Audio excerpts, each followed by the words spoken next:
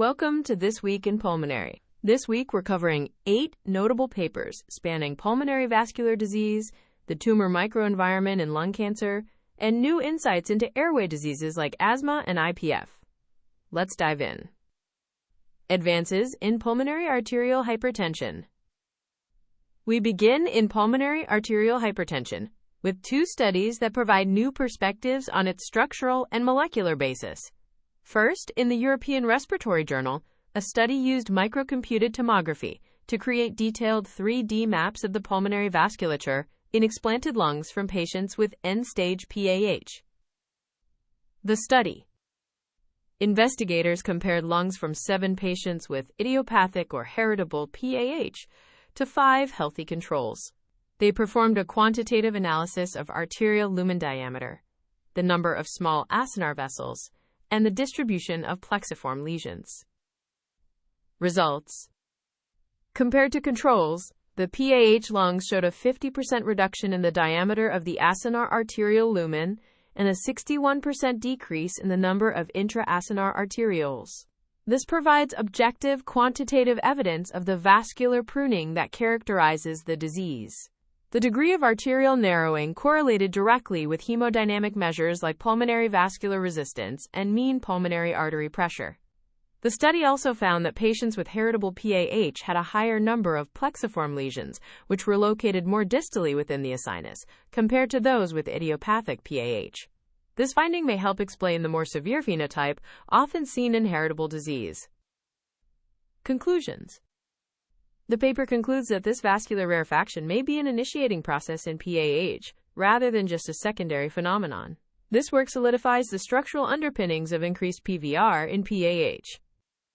While that study focused on structure, a second paper in Science Translational Medicine investigated the molecular mechanism of sotatercept, a promising new therapy for PAH. It's been thought that sotatercept works by rebalancing BMP and TGF-beta signaling, particularly by boosting the deficient BMPR2 pathway. This study challenges that simple model. The study. Researchers developed and validated a peripheral blood transcriptomic biomarker panel to measure BMP pathway activity, overcoming the challenge of inaccessible lung tissue. They then used this panel in a pilot study of 9 PAH patients treated with sotatercept to measure target engagement. Results. Surprisingly, the analysis suggested that sotatercept did not rebalance or increase BMPR2 pathway signaling. Instead, it led to a reduction in signaling.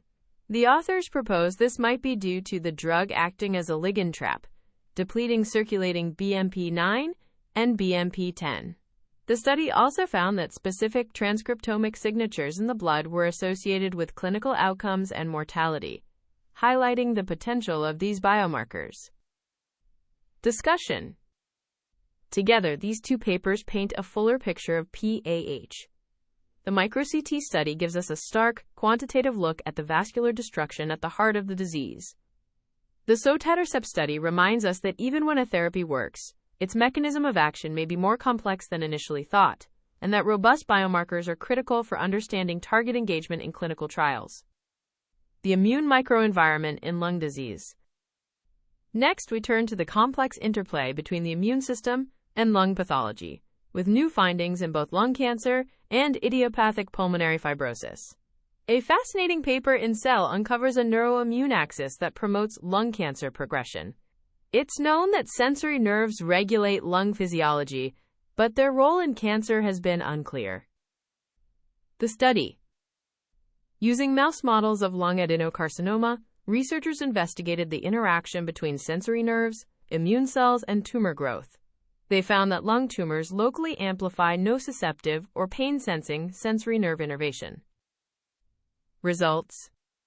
This increased nerve activation leads to the release of the neuropeptide CGRP. CGRP then acts on a subset of macrophages, which in turn impairs the recruitment of specific fibroblasts responsible for building tertiary lymphoid structures, or TLS. These structures are critical for organizing an effective anti-tumor immune response, and their presence is a key predictor of better prognosis. By blocking TLS formation, The nerve CGRP axis effectively suppresses T-cell and B-cell dependent immunity, allowing the tumor to grow. The researchers showed that local sensory denervation, or pharmacologic blockade of CGRP, restored TLS formation and suppressed tumor growth. Importantly, exposure to cigarette smoke extract activated this same neural circuit, accelerating cancer progression independent of its mutagenic effects. In these animals, blocking CGRP sensitized tumors to immunotherapy and prolongs survival. Discussion. This study identifies a novel mechanism by which smoking promotes lung cancer and reveals how tumors co-opt the nervous system to create an immunosuppressive microenvironment. This CGRP pathway represents a potential new therapeutic target. Providing broader context for this type of immune dysregulation, a review in Thorax explores the role of lymphocytes in idiopathic pulmonary fibrosis. While IPF is defined by fibrosis, there is growing evidence that immune dysregulation is a pivotal part of its pathogenesis. The review summarizes the current knowledge on how both conventional immune cells, like CD4 and CD8 T cells, and unconventional T cell subsets contribute to fibrosis. These unconventional cells, such as natural killer T cells, are known for their rapid, antigen-independent activation and their role in tissue repair. The article suggests their interactions with fibroblasts and epithelial cells could position them as key modulators of lung injury and fibrosis, making them potential targets for future immunomodulatory therapies in IPF. Clinical practice updates in diagnosis and staging. Our third theme focuses on papers with direct implications for clinical practice, including major new guidelines for lung cancer staging and a new perspective on asthma exacerbations. We have new clinical practice guidelines on the use of endobronchial and esophageal endosonography for the diagnosis and staging of lung cancer. These were developed jointly by the European Respiratory Society, the European Society of Gastrointestinal Endoscopy, and the European Society of Thoracic Surgeons. Recommendations. For clinicians who perform or refer for these procedures, the recommendations are clear.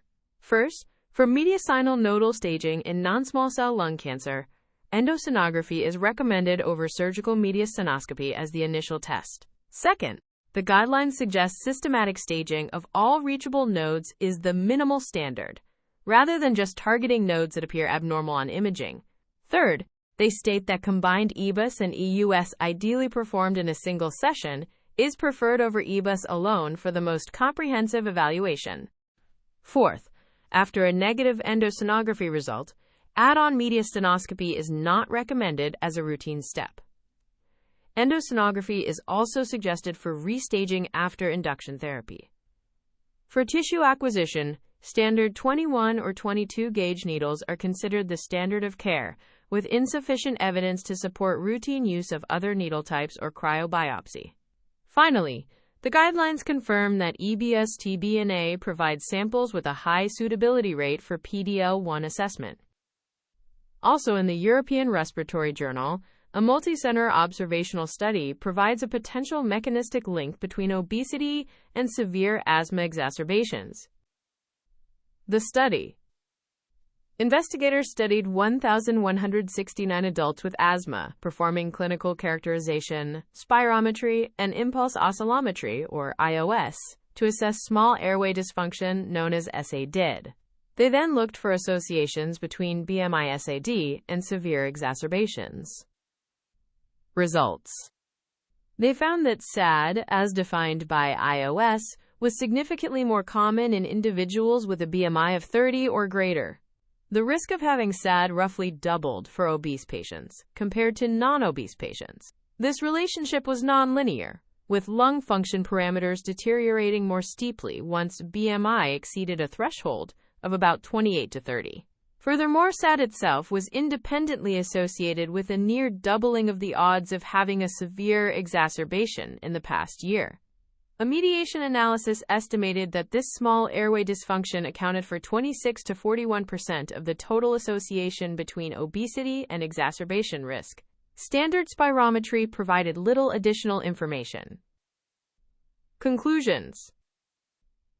This study positions small airway dysfunction as a key functional trait underlying poor outcomes in obese asthma patients, and suggests it could be a specific, treatable trait to target in this population. Foundations of research, from metabolism to methods. Finally, we'll briefly touch on two papers that reinforce the foundations of our clinical evidence.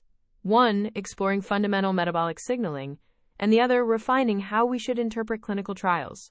A paper in Nature challenges the conventional view of a metabolite called L2-hydroxyglutarate, or L2-HG.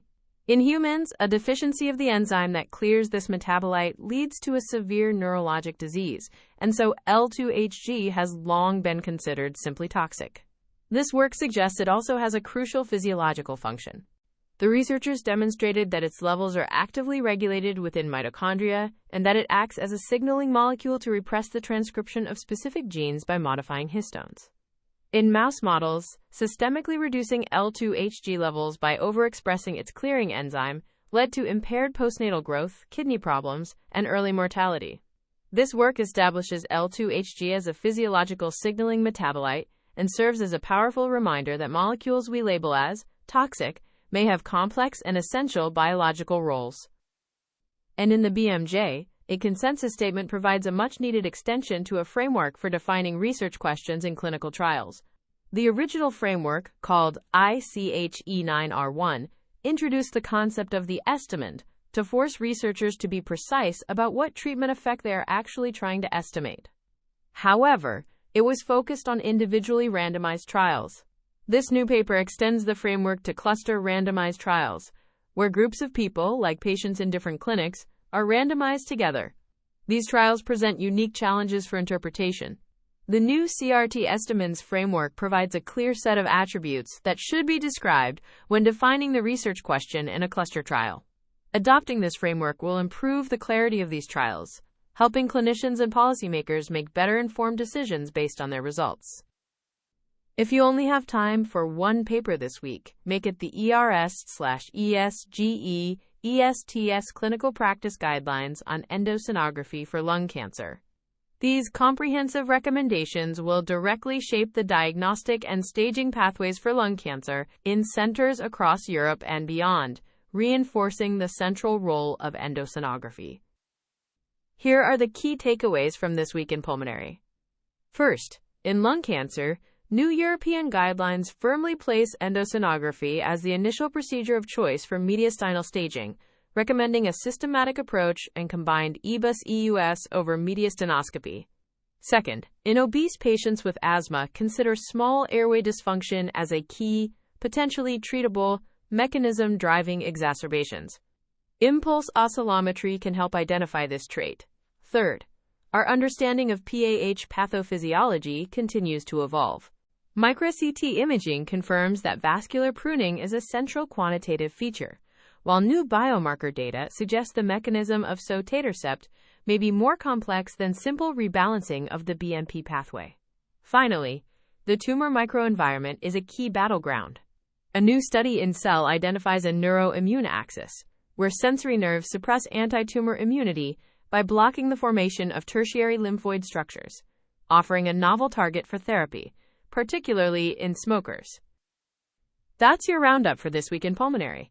The full transcript and references are available on the episode page in your Audio Scholar library. This is an AI-curated summary for clinical decisions. Always consult primary sources and current guidelines. See you next week. This is an automated summary generated by artificial intelligence, which can make mistakes. Always review the original source materials.